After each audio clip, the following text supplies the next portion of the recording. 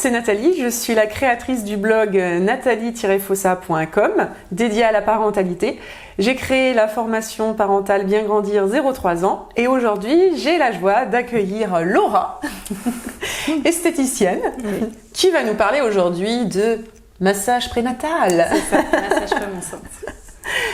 Alors du coup, est-ce que tu peux m'en dire un peu sur ton parcours par rapport au fait de réaliser des massages prénataux? Comment tu es arrivée à ça? Alors, c'est arrivé naturellement dans mon parcours en fait de masseuse. J'ai été esthéticienne. Faut savoir que toutes les esthéticiennes ne sont pas formées massage prénatal. C'est quelque chose de particulier qu'on apprend, je pense, par envie. C'était quelque chose qui nous était beaucoup demandé et qui se faisait peu. Donc, il y a eu l'envie et la demande de se former à ce massage. Super. Alors du coup, comment tu t'es formée d'ailleurs? Alors, je me suis formée en fait à l'institut où je travaillais. J'ai reçu la formation. En général, une formation, c'est 1 à 2 journées. D'accord. De préférence avec un sujet, une femme enceinte, c'est mieux.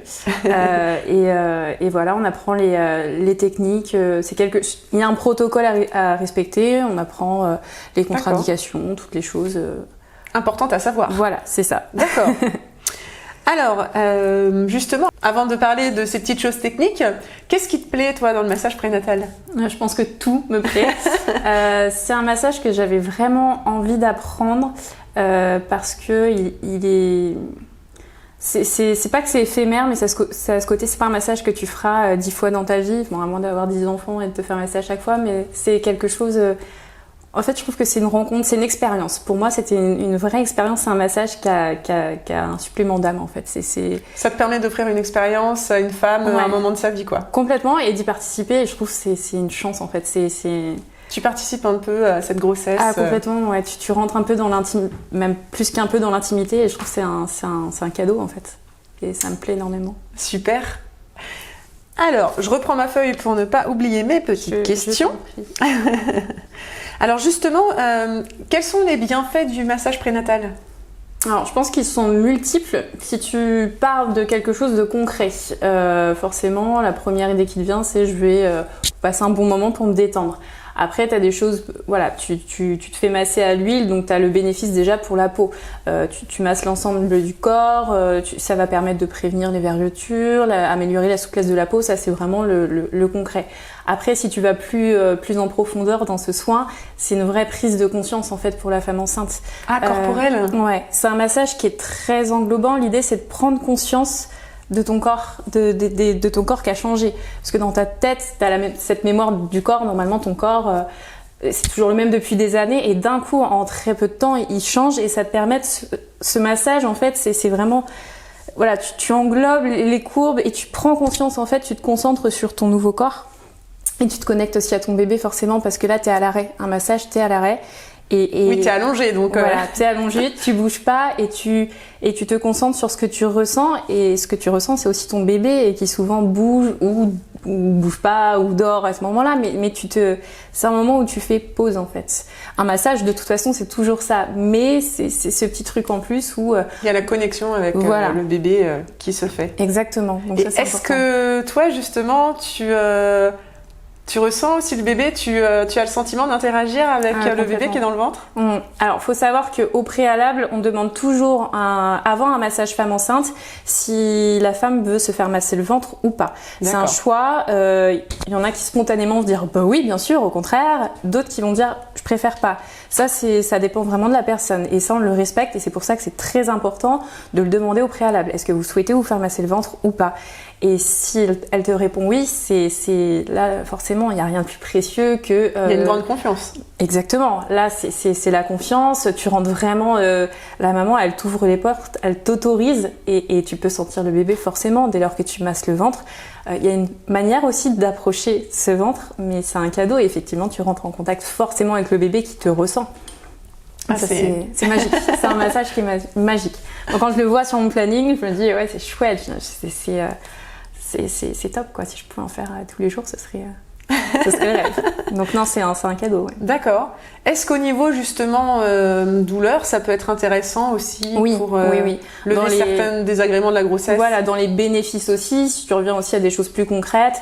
Alors c'est pour ça que le massage femme enceinte, il est plus intéressant, je dirais, dans le dernier trimestre. D'accord. Avant, pas forcément. Tu peux venir, mais t'as pas encore voilà, tous les petits désagréments, le nerf sciatique qui fait mal, le dos, les jambes lourdes. Ce massage va travailler tout ça. On va relancer la circulation sanguine. Au préalable, de toute façon, on demande j'allais dire à la patiente, mais pas du tout, tu vois, comme quoi c'est un lapsus révélateur. Absolument pas. En plus, on n'a pas le droit de dire que c'est thérapeutique, mais forcément, tu touches à certaines choses comme ça que tu viens pas forcément soigner, mais soulager. Donc, tu lui demandes, est-ce qu'il y a des choses dont vous souffrez et que vous aimeriez qu'on travaille? Souvent, on a les jambes lourdes, souvent, on a mal au dos, ça peut être carrément autre chose. Donc oui, ça permet aussi de travailler ça. On personnalise, chaque femme est différente et du coup, en fonction de ce qu'elle va nous dire, on va travailler plus ou moins sur le bas du dos, sur les jambes, ça peut être le haut du dos ou autre, mais on s'adapte. Alors, quelles sont les précautions à prendre avant de réaliser un massage prénatal, ou d'aller voir quelqu'un ou soit même si on veut aller se faire masser en fait alors qu'on est enceinte, voilà, à quoi il faut faire attention? Alors première chose, s'assurer auprès de sa sage-femme, gynéco ou la personne qui te suit pendant la grossesse qu'il n'y a aucune contre-indication. Il n'y a que elle qui peut être en mesure de te dire oui ou non. Faut savoir que à part grossesse pathologique ou vraiment quelque chose où tu es alité, logiquement, tu peux recevoir un massage en toute sécurité. À condition aussi d'aller voir les bonnes personnes, entre guillemets, quelqu'un qui est formé et qui est averti justement des précautions à prendre. Une fois que tu as le feu vert de ta sage-femme ou de la personne qui te suit, on pose des questions nous aussi. À quel stade de la grossesse vous êtes? Est-ce qu'il y a d'autres précautions à prendre? Est-ce que on s'assure toujours, est-ce que vous avez demandé, est-ce que vous avez le feu vert, d'accord? Après ça, si vous êtes OK, il n'y a aucune autre contre-indication en fait. En règle générale, les massages, les contre-indications, c'est justement est-ce que vous êtes enceinte? Et celui-là, il est adapté donc à la grossesse, donc aucun risque. D'accord. Donc par contre, ce qu'il faudrait faire attention, donc, c'est de ne pas aller faire un massage classique alors qu'on est enceinte. Voilà. Surtout en début de grossesse où la masseuse, si tu le précises pas, n'est pas au courant. C'est vrai que parfois, il y a des femmes, surtout quand t'es allongée, le ventre est hyper plat. T'as des massages, on va travailler au niveau du ventre parce que c'est les énergies vitales. Le ventre, c'est beaucoup de choses. Si t'es pas au courant, tu peux être amené à faire involontairement. Donc moi, ce que je conseille au début de la grossesse, on peut faire des soins visage, des massages, mais précisez bien que vous êtes enceinte. Au bout d'un moment, ça commence à se voir. Mais ouais, le massage femme enceinte, pour moi, c'est vraiment l'idéal, le dernier trimestre. C'est là où tu as plus besoin et tu as plus conscience aussi. Et le bénéfice, il est... D'accord. Et toi, du coup, en tant que praticienne, quelles précautions tu prends pour masser une femme enceinte? Alors, dans le protocole, en règle générale, après, il peut y avoir différentes manières de réaliser une femme enceinte. En général, on utilise un coussin d'allaitement et la femme enceinte est en position latérale, c'est-à-dire qu'elle va être allongée sur le côté. Pourquoi? Parce que on sait que les femmes enceintes, souvent complètement allongées en fin de grossesse, ça dépend comment tu portes ton bébé, mais on est souvent assez oppressé et on peut vite être amené à faire des malaises. Alors moi ça, avant d'être maman, je le comprenais pas forcément. On me l'avait dit, mais j'en avais pas conscience. Mais voilà, en position latérale, d'ailleurs, on te le dit souvent quand tu te sens pas forcément bien au cours de ta grossesse, tout de suite mets-toi sur le côté.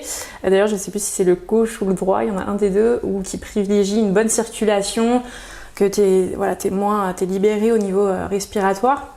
Donc ça, moi, c'est la position que je privilégie. Après, j'écoute surtout la cliente. Si elle me dit non, moi, je préfère être de telle façon, en fait, je lui fournis les éléments indispensables pour son confort. Ensuite, c'est elle qui s'installe. C'est pas moi qui lui dis vous vous mettez comme ça, comme ça, comme ça. Non, je lui dis la priorité, faut vous sentir bien. Si pendant tout le massage, ou elle a hyper chaud, ou elle a froid, non, il faut pas hésiter à le dire. Le but, c'est de passer un bon moment. Donc Oui, du coup, le coussin d'allaitement avec sa forme va lui permettre de bien se caler, se positionner. Mais après, il y en a qui n'ont pas du tout l'habitude et qui sont un peu gauche avec le coussin et qui me disent non, je préfère pas. En fait, l'idéal, c'est d'être bien installé pour pas se concentrer sur quelque chose qui parasite le massage parce que j'ai froid, j'ai mal au dos, je suis pas bien. D'accord. Et faut pas hésiter à bouger aussi. On peut changer. D'ailleurs, on est amené à changer de côté. Mais position latérale, c'est mieux. D'accord. Et au niveau des produits que tu vas appliquer justement sur la peau, il y a des précautions à prendre? Oui, bien sûr. Alors, ce qui est le plus connu en règle générale, c'est on évite les huiles essentielles, surtout si on n'est pas vraiment, si on n'a pas beaucoup de connaissances sur le sujet. Voilà, c'est un sujet, les huiles essentielles, un peu épineux. C'est ça, exactement. En règle générale, moi je pars du principe que dans le doute, on n'en prend pas comme ça, on prend pas de précautions, de risques. Le produit forcément le plus naturel possible. L'idée c'est d'avoir une huile qui permette un bon glissant sur le corps et qui soit nourrissante, parce que c'est vrai qu'il y a un intérêt sur ce qu'on disait tout à l'heure, la souplesse, l'hydratation de la peau. Surtout qu'au bout d'un moment, arriver à se huiler l'ensemble du corps, c'est compliqué. Donc une huile en fait neutre, vierge, vraiment végétale, ça peut être de l'huile de sésame, ça peut être après c'est les odeurs, de l'huile d'olive, ça peut être de l'huile de coco. L'idée c'est d'avoir quelque chose, forcément ça tombe sous le sens de naturel, parce que le bébé est là quoi, et tout ce qu'on applique sur le corps se retrouve forcément à l'intérieur. Donc quelque chose de naturel. Il y a beaucoup de marques, il y a beaucoup d'huile maintenant, donc on a le choix, mais faire attention aux ingrédients. D'accord. Effectivement, c'est quand même hyper important, et c'est pas moi qui te dirai le contraire. C'est sûr. Très bien. Alors ensuite, comment ça se passe un massage? Qu'est-ce que tu fais comme type de manœuvre? Combien de temps ça dure? Alors un massage future maman, ça varie entre 1h, 1h15. On commence en règle générale en fait on va partir du bas vers le haut. L'idée c'est de remonter un petit peu tout ce qui est sanguin, lymphatique. On commence par les jambes, donc en position latérale on va vraiment travailler la circulation, soulager s'il y a de l'œdème et vraiment libérer et apporter cette légèreté. Donc ça c'est le premier travail au niveau des jambes. On évite de travailler trop au niveau des pieds. La réflexologie c'est, on va dire, fortement déconseillé pendant la grossesse, donc il n'y a pas forcément un travail précis au niveau des pieds, c'est englobé dans le massage des jambes. Ensuite, on va passer au massage du dos, qui est hyper apprécié en règle générale. Donc, je confirme. Voilà, là on va soulager si la cliente m'a dit voilà, moi j'ai mal la sciatique ou le haut du dos, on va soulager toutes ces tensions. Pareil, on va vraiment englober, masser, détendre, assouplir. Et puis quand tu poses les mains, tu as cette intuition qui t'appelle à certains endroits, donc tu viens travailler ça. Le dos. Ensuite, si la cliente t'y autorise, c'est là que tu viens masser le ventre. Et c'est ce que je disais tout à l'heure, tu t'y vas pas... Voilà, franchement, tu dis bonjour d'abord au bébé, ce qu'on appelle. Donc voilà, je pose la main, c'est une manière de se présenter. C'est pas rien aussi, même pour la mère. Hein, tu poses la main sur son enfant, sur son ventre, et puis tu vas venir faire des mouvements. C'est toujours en fait, c'est très imagé, mais c'est très rond, c'est très englobant en fait, à l'image d'une femme enceinte. Et donc tu viens vraiment faire des mouvements, des petits bercements du bébé. Il y a une pression qui est forcément très modérée. Des mouvements circulaires, voilà, par exemple. Ouais. Il y a un sens qu'il faut privilégier. Oui, alors en général dans le sens des aiguilles d'une montre. Et puis tu peux aussi faire de légers bercements. Comme le bébé est dans l'eau, en général, ça percute un peu. C'est ce qu'ils expliquent aussi. Ma sage-femme m'expliquait ça, qu'il y avait des petits mouvements même qu'on peut faire en tant que maman, des toutes petites percussions comme ça qui font écho. Mais voilà, l'idée c'est d'avoir... on n'est pas là dans quelque chose... On dit bonjour, on salue, on vient vraiment englober et nourrir aussi le ventre de la femme enceinte. Et ça s'arrête là. Voilà. Ces précautions, elles sont importantes. On n'est pas sur un appui profond, on n'est pas sage-femme, on n'est pas formé pour. Hein. Parfois, on se fait manipuler le ventre, on se dit oula, l'appui fort quand c'est une sage-femme. Nous, non. C'est vraiment l'idée de détendre, d'assouplir. Et puis d'être toujours dans l'idée de cette prise de conscience du corps. Voilà, le ventre est rond, le bébé est là. C'est marrant parce que ce que tu dis, ça me fait penser un peu à l'autonomie.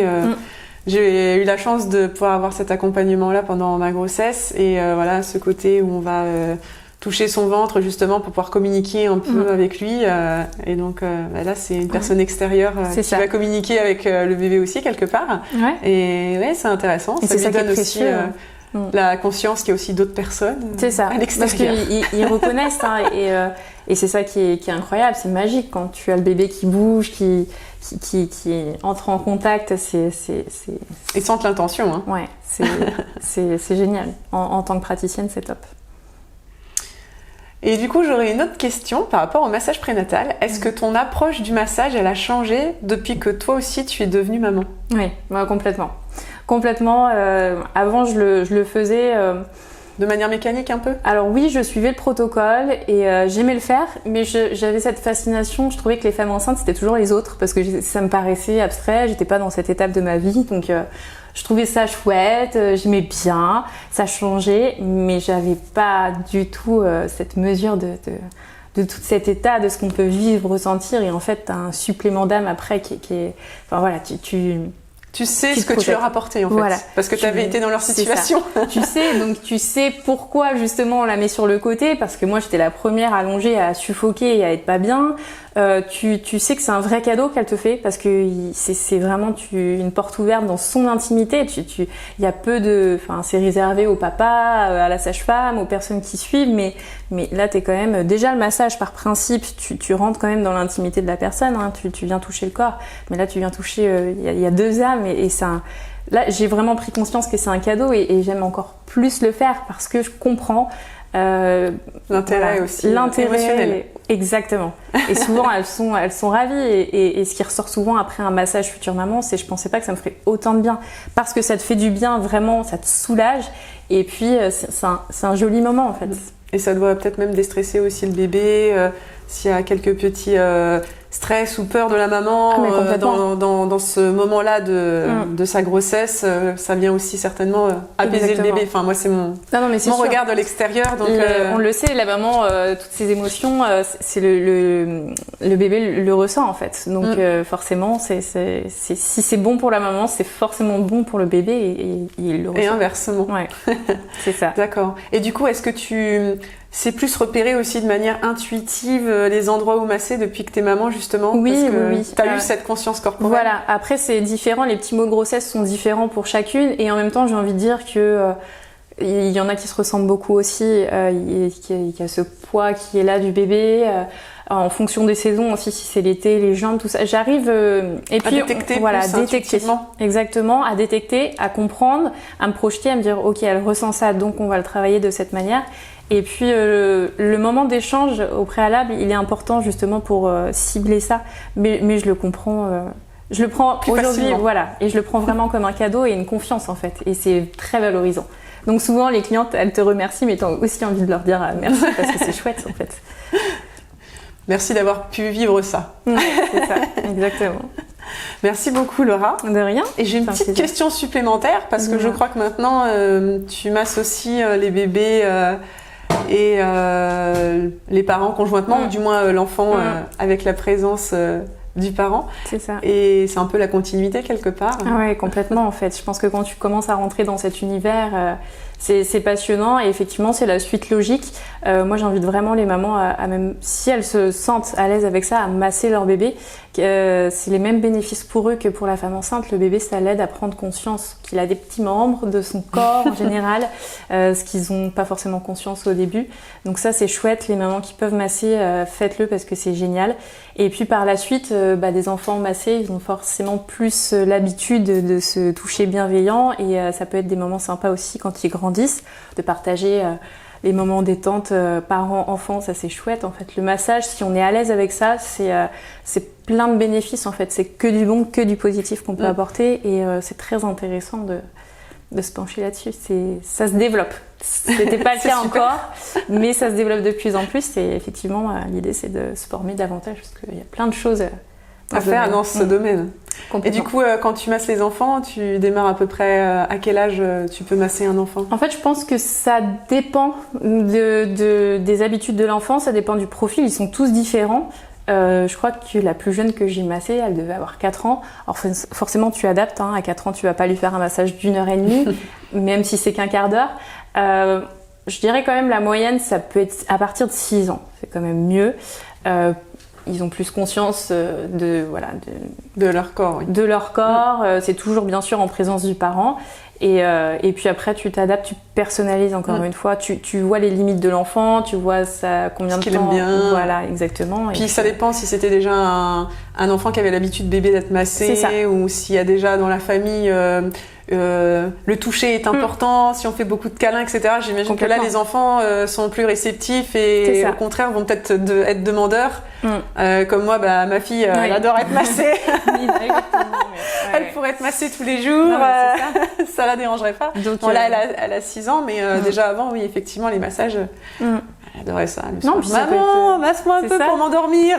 C'est ça, c'est le moment qui peut être le retour au calme parfois ou après une contrariété, quelque chose. En tout cas, ça apaise. Donc si ça peut être un petit outil, une petite clé, c'est top. Super. Je te remercie beaucoup Laura d'être venue passer ce moment ensemble. Vous pouvez en savoir plus en consultant mon blog dédié à la parentalité sur nathalie-fossa.com. Et puis je vous dis à très bientôt pour une nouvelle vidéo.